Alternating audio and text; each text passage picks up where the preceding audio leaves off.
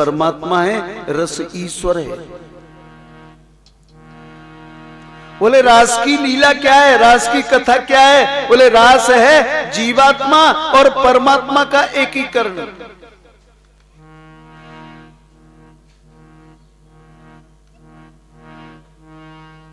ये रास है। जीव भगवान की शरण में पहुंचता है और भगवान जीव को स्वीकार करते हैं।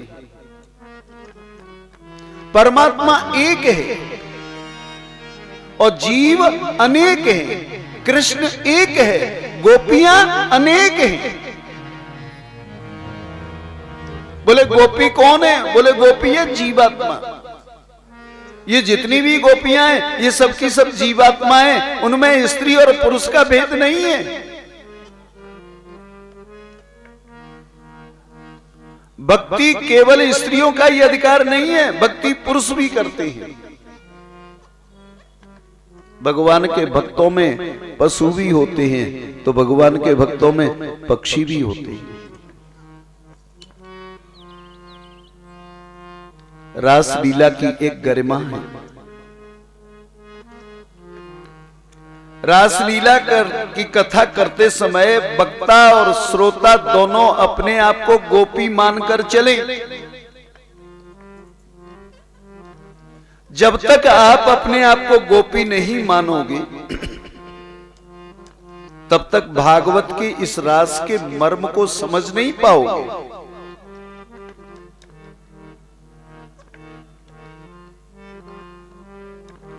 अगर आप अपने आप को पुरुष मान करके बैठे रहे, अगर आप स्त्री मानकर बैठे रहे भागवत की कथा में, रास की कथा सुनते समय, तो वास्तविक रास के लीला के महत्व को नहीं समझ पाओगे। फिर तो यही है कि स्त्रियां नाच रही हैं और कृष्ण देख रहे हैं, क्योंकि कृष्ण उन्हें नचा रहे हैं।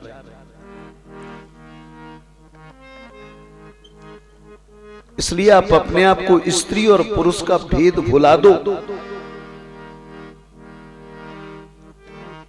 यहां तो कृष्ण ब्रह्म ही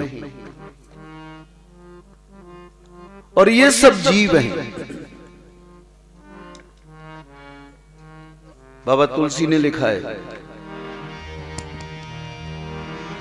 बंध्यो कीट मरकट की नाही, बंध्यो जीव मरकट की नाही। सब ही नचावत राम गोसाई, सब ही नचावत राम गोसाई। बंधो जीव मरकट की नाही, बंधो जीव मरकट की नाही।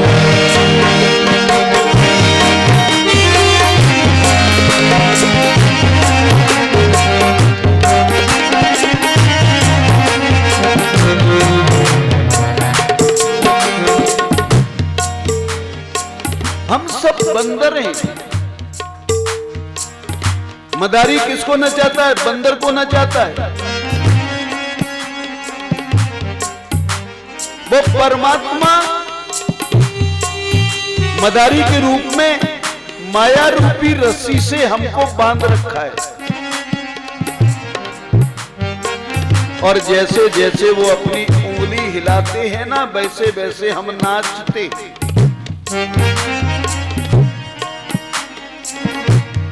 बंध्यो कीट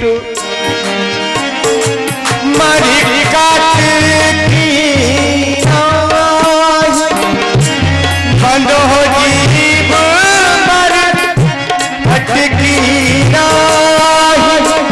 सब ही नचावत राम गोसाई, सब ही नचावत राम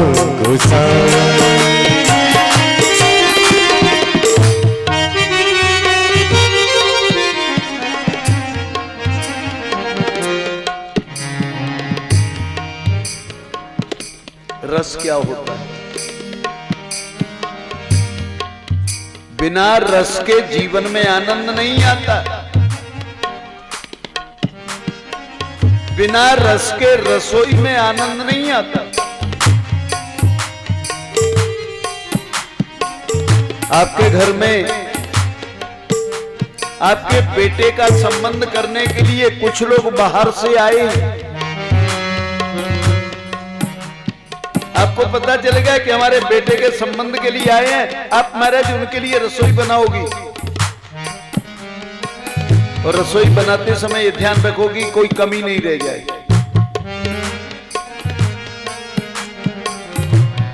समाज में, संसार में, जगत में किसी भी परिवार को स्थापित करती हैं दो चीजें, एक तो उसके घर की रोटी और दूसरे उसके घर की बेटी।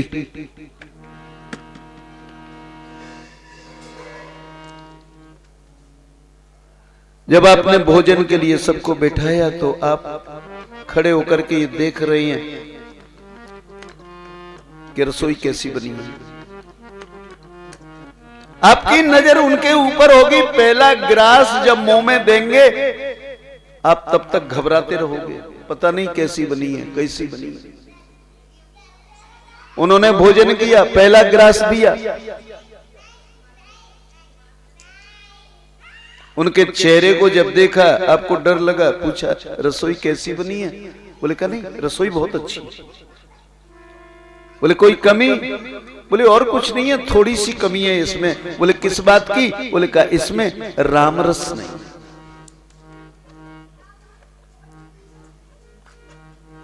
क्या नहीं है?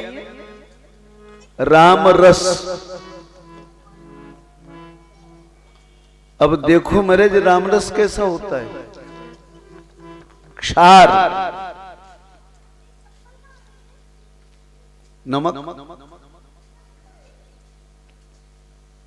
एक नमक का जो रस कहीं रसोई में मिल जाए तो वह रसोई की शोभा बढ़ा देता है, उसका स्वाद बढ़ा देता है, भोजन करने वाले को आनंद आने लगता है।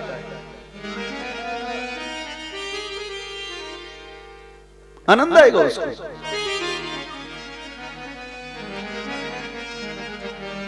राम रस कोई कम, नमक बहुत बड़ा महत्व रखता है। आनंद जिससे आता है उसका नाम है रामरस, नमक। आपको भोजन में रस नहीं आएगा अगर उसमें नमक नहीं होगा, छटपटाओगे।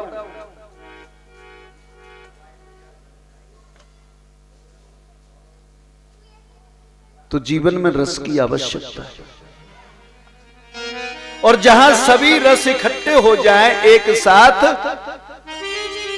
तो वो रसों का समूह हो जाता है, और वो रसों का समूह जो है रास कहलाता है।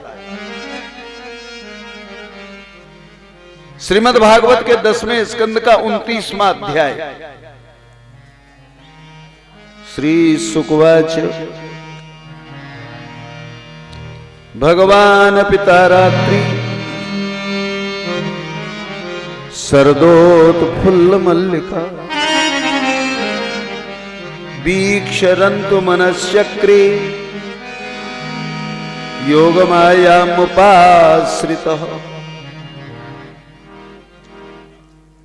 पूर्व में श्री कृष्ण ने गोपियों को वरदान दिया था, शरद पूर्णिमा में रास करूंगा। रास की कथा क्या है, रास की लीला क्या है? तो हमारे श्रीधर स्वामी जो भागवत के सबसे बड़े टीकाकार हुए हैं, उन्होंने कहा ये रास जो है ना ये काम विजय की लीला है।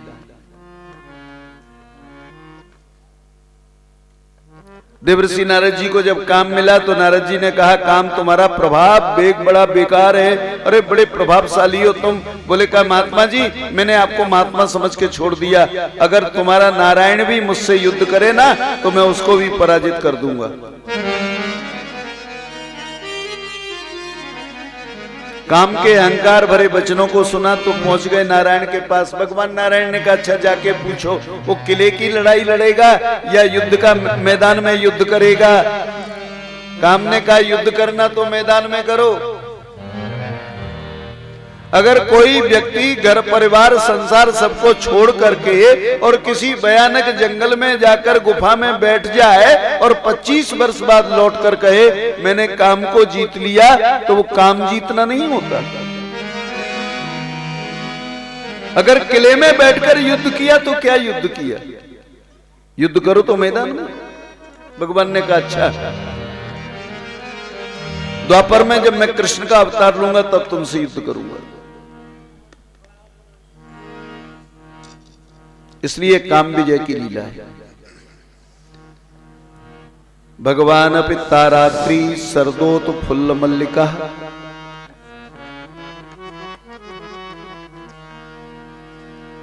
परमात्मा श्री कृष्ण ने उस रात्रि में देखा कि शुभ्र ज्योतिष्णा से मल्लिका के पुष्प प्रस्फुटित हो गए हैं, खिल रहे हैं।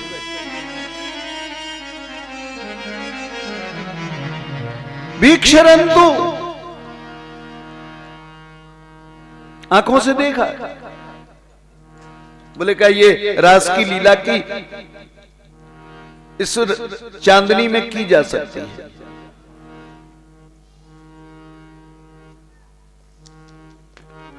सर्द रात्रि कब आती है? सर्द की पूर्णो आप लोग जानते हो ना, सर्द की पूर्णिमा। सर्द ऋतु की पूर्णिमा जो है आश्विन शुक्ल पक्ष की पूर्णिमा से लेकर कार्तिक की पूर्णिमा तक होता है, लेकिन सर्द की पूर्णिमा आश्विन की पूर्णिमा मानी जाती है। भगवान ने कहा मुझे रास करना चाहिए। अब रास करना है तो कैसे करना है? भगवान बन के करेंगे तो काम कह देगा महाराज मैं तो मनुष्यों को अपने बस में करता हूं, क्योंकि उनके पास मन है इसलिए उनके मन को चंचल करता हूं। आप तो भगवान है, मैं आपका तो कुछ कर ही नहीं सकता। इसलिए भगवान क्या करते हैं? मनश्चक्रे, चक्रे माने निर्माण करना, बनाना। भगवान ने क्या बनाया? मन बनाया। क्योंकि भगवान के पास में कभी कोई मन नहीं होता।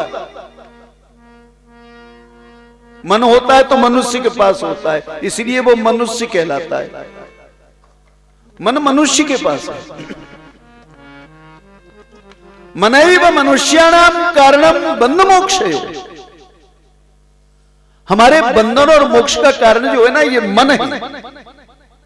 भगवान ने मन बनाया। भगवान ने कहा अरे योग माया ने कहा हमारे आदेश करो, मैं कौन सी आपकी सेवा करूं? बोले क्या देख तू मेरा मन बन जा। योग माया कृष्ण का मन बन गई। योग माया मुपाश्रिता।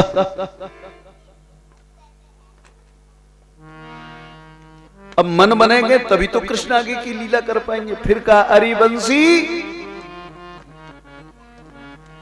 आज तक मैंने तुझसे कोई सेवा नहीं ली है, मैंने तेरी सेवा की है। ये जो गोपियां थी ना बंसी से जलती थी।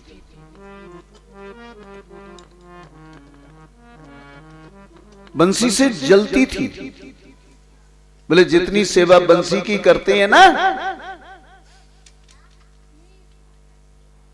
ऐसी सेवा तो कृष्ण कभी किसी की नहीं करते। किसी कवि ने लिखा ना बसुरिया ते कौन कियो तप भारी। अरे वो बंसी तूने ऐसी कौन सी तपस्या की है जो नित्य कृष्ण के हाथों में रह करके उनके अधरामृत का आस्वादन करती ही रहती है।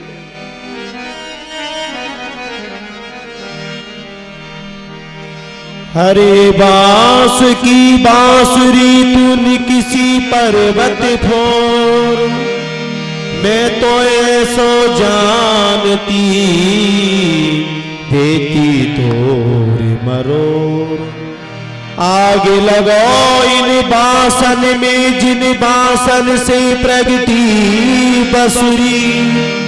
सही शाम बजे आधी रात बजे बड़े घोर बजे कसके बसुरी ब्रज को बस वो हमनी छोड़ो ब्रज में बस पैरिन तू बसुरी ब्रज में बस बैरिन तू बसुरी। गोपियां बंसी से द्वेष करती हैं।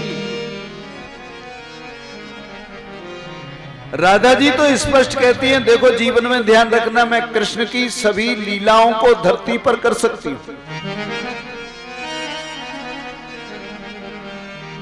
कि मोरो पखा सिर ऊपर राखियूं कुंज की माल गले पहनूंगी ले लकुटी और कांवरिया गोधन गायन संग फिरूंगी। गोयन गायन संग फिरो। राधा जी ने कहा मैं कृष्ण की सभी लीलाओं को जीवन में उतार सकती हूं, लेकिन एक बात ध्यान रखना, या मुरली या कन्हैया की जो बंसी है ना, या मुरली मुरलीधर की अधरान धरी अधरान धरूंगी। मैंने आज तक कभी इस मुरली को अपने होठों को नहीं छूने दिया और ना ही कभी जिंदगी में इस बंसी को अपने होठों से लगाऊंगी।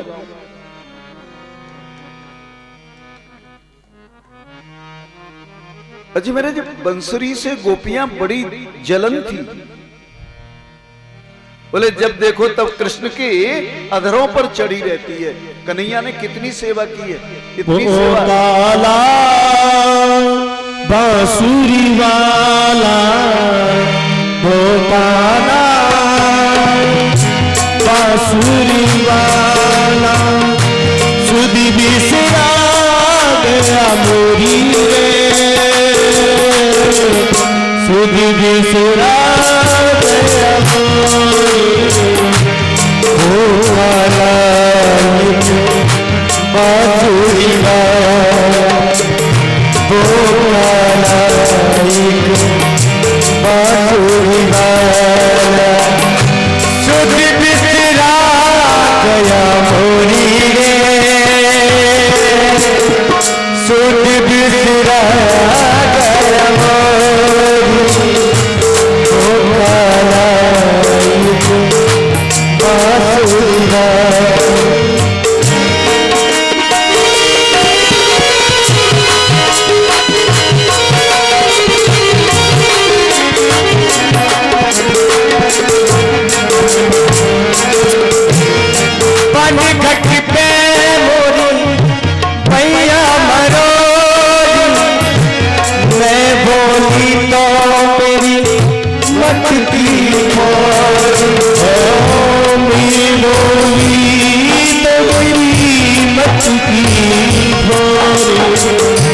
भैया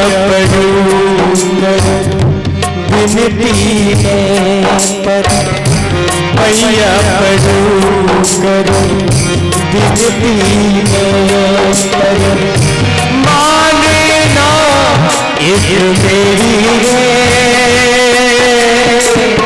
सुध बिसरा गया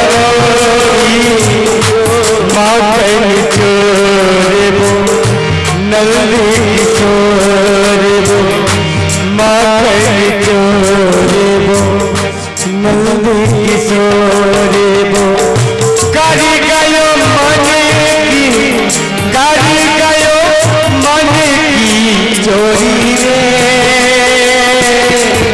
सुध बिसरा गया मोरी बांसुरी वाला वो काला बांसुरी वाला। कन्हैया ने कहा बंसी से, अरे बंसी तू सो जा। बंसरी ने कहा कहां सोऊं? बोले कहीं भी। बोले ऐसे कैसे सो जाऊं, मुझे पलंग चाहिए, बिना पलंग के नींद नहीं आती। तो कन्हैया ने अपने दोनों हाथों से पलंग बिछा दिया।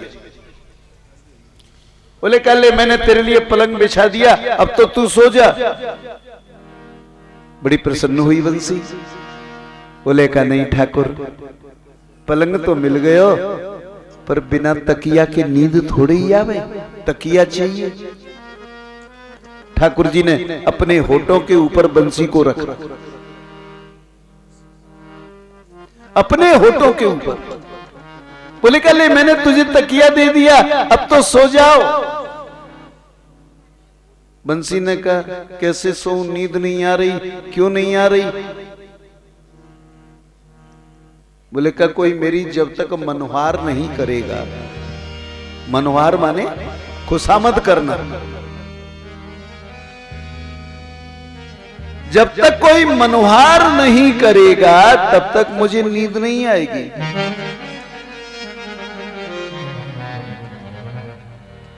कन्हैया जो है फूंक लगाते हैं उसमें, श्वासन में मनोहार करें। कन्हैया ने कहा अब तो सो जाओ, मैं तुम्हारी खुशामद कर रहा हूं, मनोहार कर रहा हूं। बोले कहा ठाकुर गर्मी लग रही है ना, अब बिना पंखा के नींद थोड़ी ही आएगी।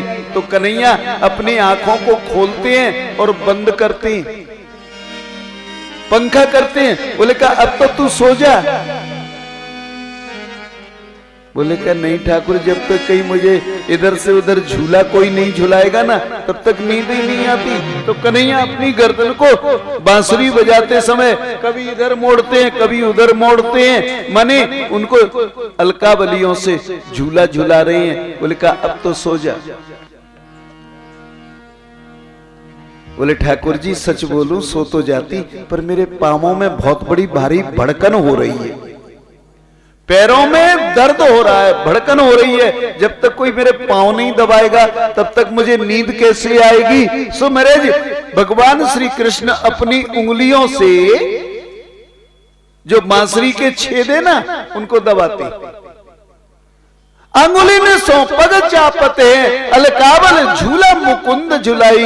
अरे स्वामिनी ते बड़ी सेवा लई, अब लो तो कछु तू काजे ना आई। अरे ओ बंसरी, मैंने तेरी इतनी सेवा की है, इतनी सेवा कभी मैंने जीवन में राधा रानी की नहीं की। आज तुझे मेरा प्रिय कार्य करना है। एक सखी बोली बहन, या बंसी ने कितनी बड़ी तपस्या की है। बसुरिया ते तप कियो भारी। ये बंसी ऐसे ही कृष्ण को प्रिय नहीं है, बड़ी तपस्या की है इसने। इतने दुख जीवन में कोई सह नहीं सकता जितने दुख बंसरी ने सहे, तब कृष्ण को प्रिय बनी। बांस की बंसी बनाने वाले लोग जंगल में जाते हैं और बांस के बन में आग लगा देते हैं। बोले पहले जली, फिर कटी, फिर छिली, फिर चढ़ी, और चढ़ने के बाद छिली,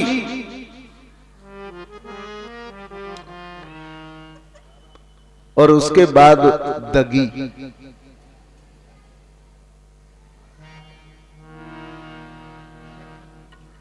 कितने कष्ट से बांस के बन में आग लगाई, फिर बांस को काटियो, फिर बाकी 6-7 टुकड़े करे, फिर वो मशीन पे चढ़ाई कारीगर ने, फिर खराद पर चढ़ा करके और उसके शरीर को छीला, और उसके बाद उसके छाती में 6-7 छेद कर दिए, उसको दाग दिया।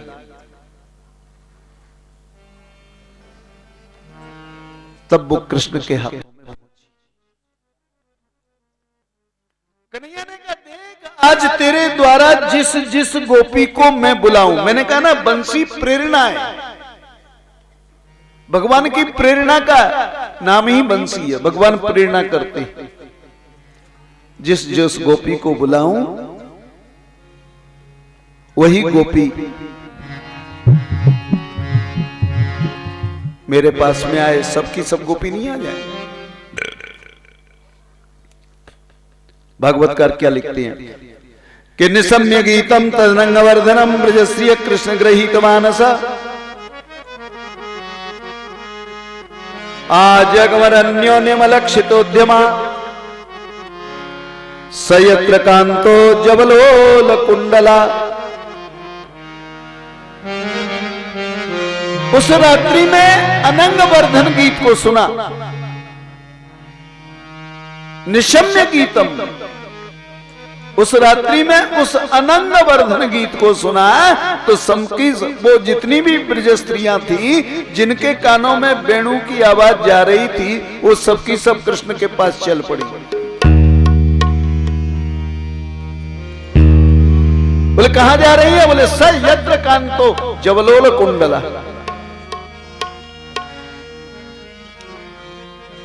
जब भगवान की प्रेरणा आती है महाराज तो मनुष्य अपनी सुध-बुध भूल जाता है।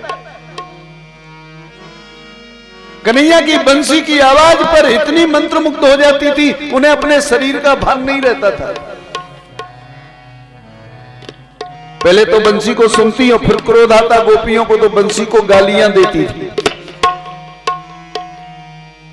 बोले ये बांसुरी जिस दिन से ब्रज में आ गई है ना, उस दिन से इस बांसुरी ने सब ब्रजवासियों के घरों को बर्बाद कर दिया। एक गोपी घर का आंगन लीप रही थी, कान में बंसी की आवाज पड़ी, हाथ भी नहीं धोए ऐसे ही चल पड़ी। एक गोपी अपने बेटा के झूले को रात को उतार रही थी, कान में बंसी की आवाज आई, झूले को लटका हुआ छोड़कर भाग चली। एक गोपी अपने बेटे को दूध पिला रही थी, कान में बंसी की आवाज आई, उसी स्थिति में चल पड़ी। एक गोपी जो थी ना, अपने पति और ससुर जी दोनों को साथ साथ भोजन करा रही। पति ने कहा दाल तो तनक दे जा मोए, अरे मुझे दाल लेके आ।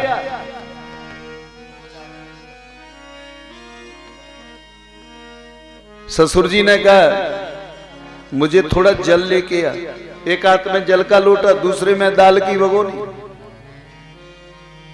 वो परस नहीं पाई, कान में बंसी की आवाज आई, हाथ से दाल की भगोनी छिटकी सो सीधे ससुर जी के मूंछों पर जाकर के गिरी, और वो लोटा जो जल का था ना, सीधे पति के सिर के ऊपर मार दियो।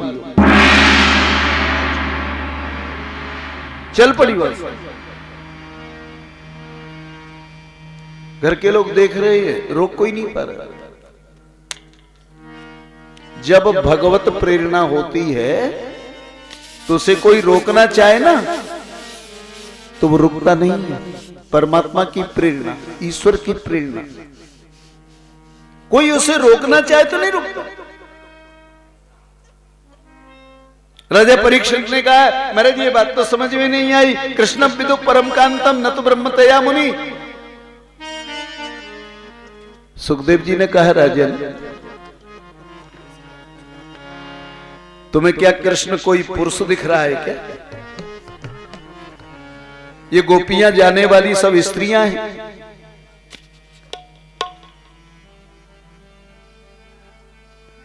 जब गोपियां पहुंची तो कृष्ण ने स्वागत किया, स्वागतम वो महाभागा वयम किम करवाणे वाले। ये महाभागाओ मैं आपका स्वागत करता हूं, मुझे क्या आज्ञा है? आप आए बैठे, आप इतनी रात्रि में क्यों आए?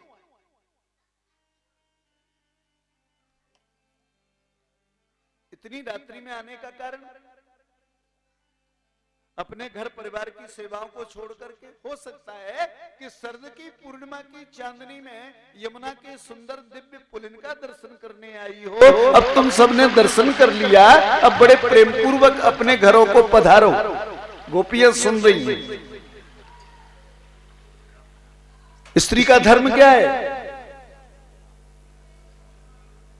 स्त्री का धर्म है पति की सेवा करना। ये जो घर गृहस्थी संसार का कार्य करते हो ना, ये सब पति की सेवा में ही आता है।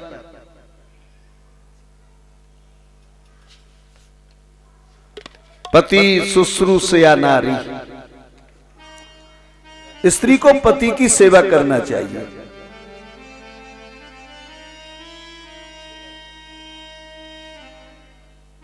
तुम्हारे घर में परिवार के लोग तुम्हारी प्रतीक्षा कर रहे होंगे, तुम्हारे बच्चे जो है तुम्हारी याद कर रहे होंगे। क्रंदन्ति वत्सा बालाश्च तान पायत दुय्यत, अरे वो तुम्हारे बेटे तुम्हारे दूध की प्रतीक्षा कर रहे होंगे और दूध के लिए वो सब के सब रो रहे होंगे और तुम अपने घरों को छोड़कर आ गए। भर्तु शुश्रूषणम श्रीणाम